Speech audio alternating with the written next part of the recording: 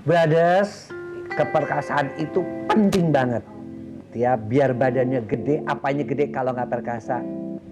Gone. Saya Dr. Boyke Dianugraha, ginekolog dan juga konsultan seks atau orang sering menyebutnya sebagai seksolog.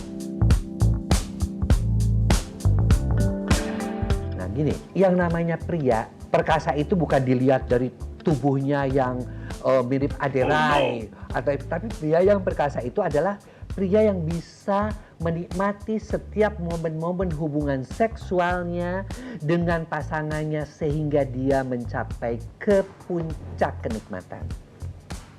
Ke puncak kenikmatan, bisa membawa, bisa leading. Ya, karena banyak juga pria hanya untuk dirinya sendiri. Dia bisa lama, istrinya nggak mendapat sentuhan-sentuhan sensual. Istrinya nggak mendapatkan kepuasan secara orgasme yang multiple misalnya. Itu bukan seorang pria perkasa.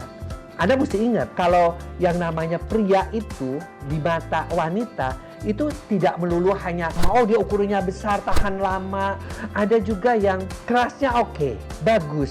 Tetapi ketika dia masuk, loyo, ada juga macam-macam. Jadi kalau mau perkasa, satu hal yang harus diperhatikan adalah selain keras, tahan lama, juga bisa membawa istri ke puncak dengan bukan hanya menggunakan alat kelamin saja, tapi menggunakan seluruh tubuh si suami untuk merangsang dari mulai panca mata yang memandang, telinga membisikkan kata-kata cinta, jari-jari menyentuh, bibir mencium, dan juga memberikan aroma-aroma yang menyenangkan buat pasangan. Kita pakai minyak wangi misalnya, kita pakai di aromaterapi, bukan apa-apa, karena yang namanya kalau kita ingin memberikan kepuasan ya dalam tanda kutip keperkasaan di ranjang itu harus total. Pertama kita harus bisa melihat wanita ini sampai ke puncak apa enggak. Cirinya apa dok? Ya cirinya satu, si wanita ini ada yang namanya tanda-tanda seperti kemerahan ya di pipi atau di payudaranya. Ya, itu ciri-ciri yang disebut dengan flushing. Kedua, dia bergetar nggak tuh? Ya, ketika penis kita dijepit oleh si Mr. P dijepit oleh si vagina itu ada getaran nggak? Seakan-akan penis kita terhisap apa enggak? Ya, ada getaran nggak di 0,2 detik sekali di otot-otot betis dan pahanya? Si wanitanya seperti tidak sadar gitu melenguh ya, ada enggak itu semua? Nah, beberapa pria-pria yang dalam tanda kutip menurut saya tidak expert ya, bukan saya tidak mau mengatakan pria itu bego, brother bego atau ini, mereka pokoknya yang penting buat gue sih gue keluar. Nah itu kan banyak juga wanita pria-pria yang seperti itu.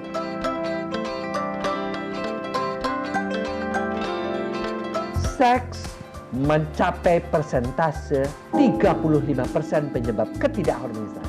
Yang akibatnya mengakibatkan perselingkuhan, yang mengakibatkan perceraian, yang mengakibatkan KDRT.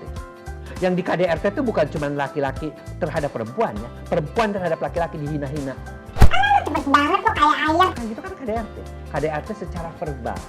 Ya itu saya cukup banyak mendapatkan kasus-kasus laki-laki yang akhirnya tidak percaya diri karena sering di KDRT juga oleh istrinya. Ngotol-ngotolin spray aja. Itu cukup banyak ya. Jadi artinya jangan KDRT itu hanya si pria memukul si wanita karena tidak diberi. Bukan hanya itu aja. KDRT itu bisa aspek yang oral, bisa aspek secara mental seperti itu. Di Indonesia ini cukup banyak karena saya sering menangani masalah-masalah dari istri-istri yang akhirnya berselingkuh karena si prianya tidak perkasa ya.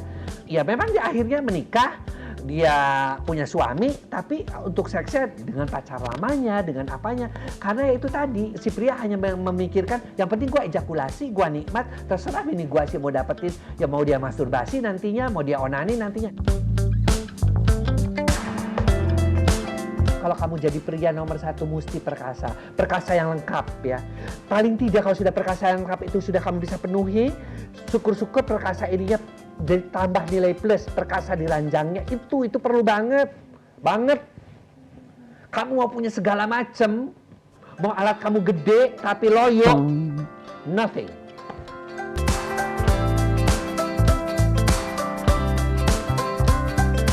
Di klinik ya yang paling sering kita menemukan faktor gangguan keperkasaan itu memang selalu adalah disfungsi ereksi, Tapi yang nomor satu sebenarnya sekarang berkaitan kepada ejakulasi dini ya. lebih banyak itu karena hampir saya bisa katakan 70% ya pasien berkaitan dengan ejakulasi dini ya.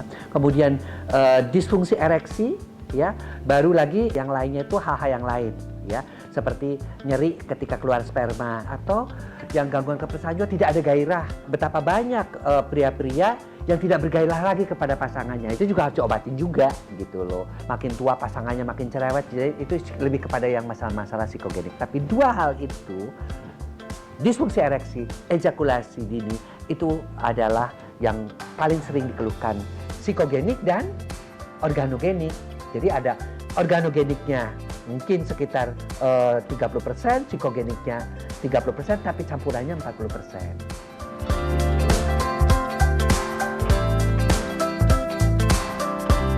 Kalau disfungsi ereksi itu ereksinya yang tidak keras ya, ketidakmampuan seseorang pria untuk mempertahankan ereksi sampai dengan penetrasi sampai si wanita mengalami kepuasan. Karena mungkin dia sakit gula, minum obat-obat anti hipertensi, ereksinya tegang, tapi tegangnya nggak tegang maksimal gitu loh.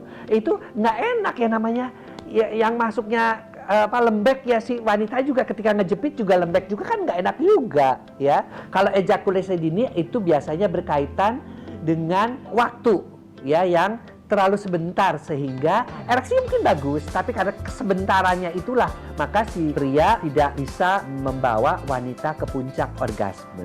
Ketika mau ejakulasi juga kadang-kadang hanya meleleh aja kayak lahar gunung Merapi, kan itu juga nggak bener juga ya kan.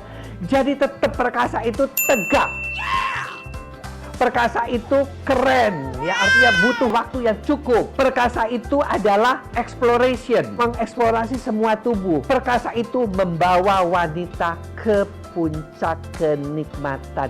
It is your job, brother, it is your job.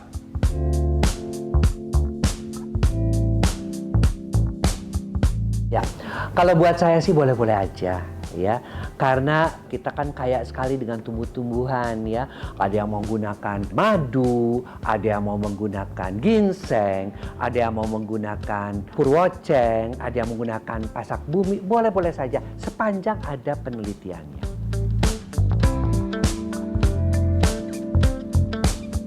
Ingat ya, 35% gangguan keharmonisan disebabkan oleh karena masalah seks. Ya.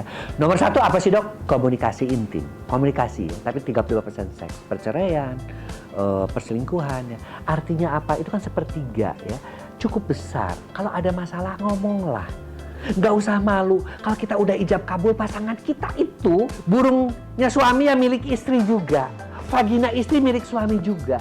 Karena bagaimanapun juga kan kebahagiaan itu kan untuk Anda berdua. Si istri bahagia, dia bisa memuaskan si suami juga bahagia, dia masih bisa melakukan hubungan seks tidak kering. Jadi komunikasi penting banget, khususnya masalah seksual.